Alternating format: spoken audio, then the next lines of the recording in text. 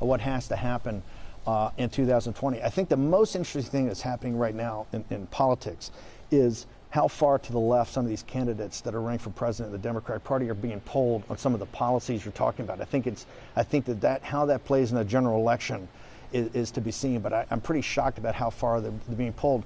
Also, a moderate candidate, whether that candidate is Schultz today or Joe Biden later or Mike Bloomberg, how they are being hit with basically a wall of anger by even raising their heads. So I think that this whole concept that I talked about, that there may be some sort of unity candidate to bring it, you see how the far left of the Democratic Party it does not want that to happen, because I think they feel that tips to a big victory for Trump. You must be happy about Schultz entering the race.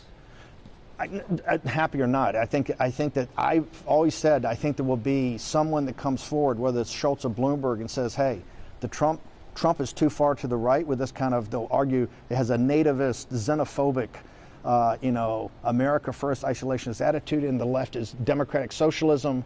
I will be the one-time savior of the country and try to pull together something in the middle. I think it's interesting that the attacks immediately didn't come from the right, didn't come from Trump, but that you really saw a wall of lead come down on Schultz, who's a pretty, I think, liberal Democrat, right, to when he first put his head up. And I think there'll be other candidates like him that'll test the waters. Just one other quick question. Sure. Do you have any tiny part of your brain that's worried at all that he will be or will not be reelected? If he runs, he's got to decide to run. I think he's decided to run as of today. You know him. I think look, if Donald Trump runs, he's going to win. I don't think there's any doubt about that. You think there's any doubt that he'll run? I think we have to see about going through 2019. I think right now that doubt is zero. But like I said, I believe that we're going to enter into an extraordinary time in American politics. This is going to be, we've allowed the Democrats, because they take control of the House, to weaponize a whole bunch of investigations. They're going to be able to weaponize the Mueller report.